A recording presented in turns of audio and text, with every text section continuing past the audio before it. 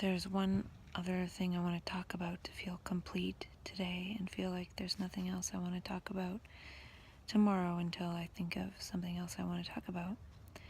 First of all, when I was editing my last video, what I was saying kind of reminded me of this essay written by Dr. David Bohm called Soma Significance, something to do with Soma Significance. I definitely recommend reading that. And it also reminded me of a lecture by Dr. Bruce Lipton on the biology of belief. Can't remember if I've talked about this already. I found the lecture to be more enlightening than the book he wrote. In the lecture, he outlines quite a few cool things. One of them was an experiment where they put some bacteria in a medium that was toxic to the bacteria with no food, basically, and some of the bacteria were able to mutate to be able to process that toxin as food. So it showed that there is something within the DNA or within the organism that can write the DNA necessary to create the protein in order to process that which would otherwise be toxic without the right genetic information to create the right protein. And I was thinking too that I feel that part of it is when the survival of the entire species or organism or whatever is at stake, then this special characteristic comes into being.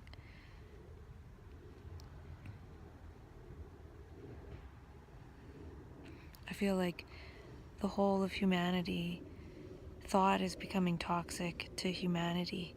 So sometimes there's a mutation where we can process other meaning than the thoughts that we've been programmed and conditioned in. All of a sudden we can see more, and that perception rewrites the DNA, and that's something that Dr. Bruce Lipton talks about in his lecture. So I won't go into that now, but it's something really fascinating for sure. The thing I wanted to talk about was the specific languaging. Oh look, the light shines off the paper that I want to read. Around the Cognitive Remediation Conference, and then compare that to the CBT for Psychosis conference and workshop that is a totally different event.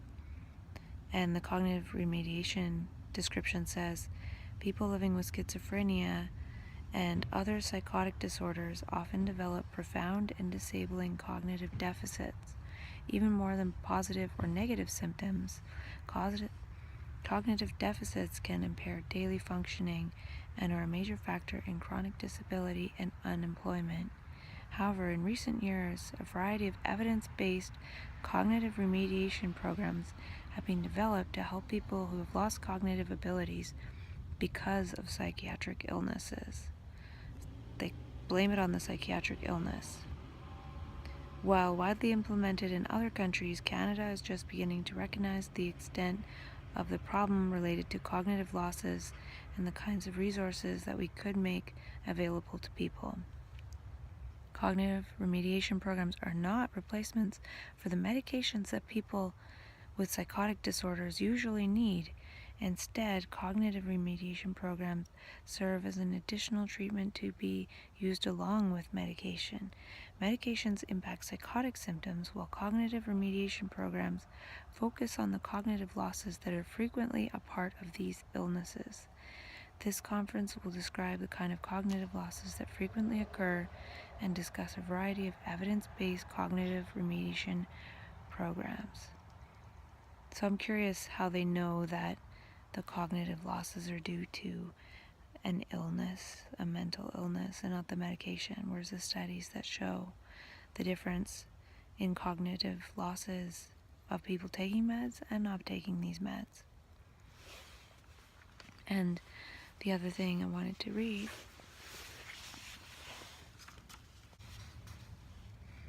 is the learning objectives for CBT for psychosis, an individualized recovery-oriented approach. At the conclusion of the workshop, the participant will be able to refute misconceptions refute misconceptions that previously discouraged attempts at psychotherapy for psychosis, normalize psychotic experiences by seeing them on a continuum with other reactions to distressing circumstances, utilize a collaborative, empirical style to explore psychotic experiences and beliefs, develop formulations that promote hope and provide direction, engage in guided discovery of solutions to distressing psychosis-related problems, integrate this psychological approach with existing treatment methods. And then day 2 is on trauma, dissociation, and psychosis. And this is interesting to me because those are things that I've personally had experience with. And it says CBT approaches to understanding and recovery. Learning objectives. Identify possible interrelationships between trauma, dissociation, and psychosis, including ways that psychosis itself and reactions to psychosis by others can be traumatizing. Discern a variety of possible causal roots from trauma to psychotic experiences and understand the possible role of dissociation within that process. Utilize proven cognitive strategies to address command and persecutory voices and other common yet distressing experiences found in trauma-associated psychosis.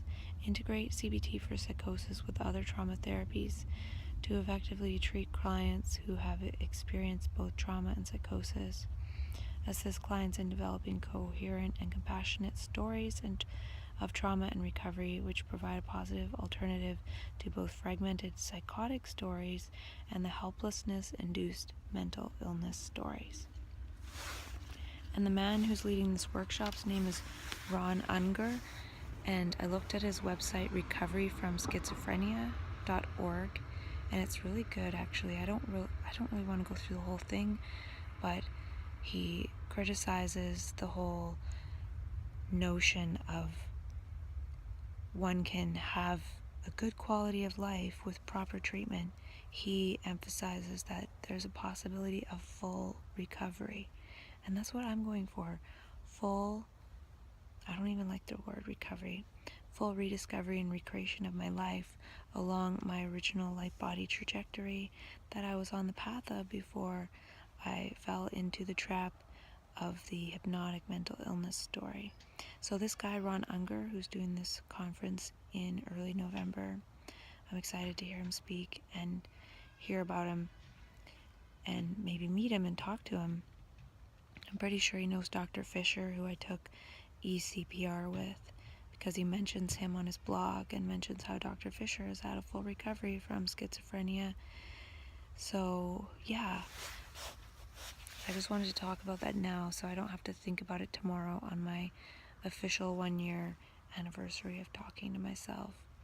Maybe I will try to forget all this and start on a new creative trajectory tomorrow, because I'm talking more about mental health again, which is totally okay. It's always going to pop back up. It's partly because I was designing in some of these conferences to go to in future months as a way to investigate what's happening and find helpful hints for people. So that's why it's on my brain. But tomorrow I'm going to talk to Katie, and Tuesday I donate blood.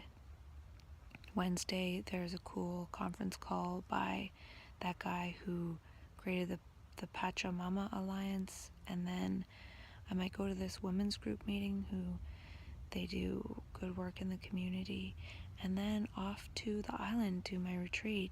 So it's a good time to not think about mental illness so much and move into other things, even though I might be talking about that with Katie tomorrow. But yeah, I wanted to finish talking about those and note the difference in the languaging of people with psychotic disorders and their cognitive decline and their mental illness to the last line in this other one saying positive alternative stories to the psychotic stories and helplessness-inducing mental illness stories. And that's what they are. They're stories. And with the micronutrients, it's likely that I will be 100% sure within myself that it was just a story. It was a bad dream that somebody told me about that I thought I was in as well. That's all for today. That was a lot today. Holographic hugs.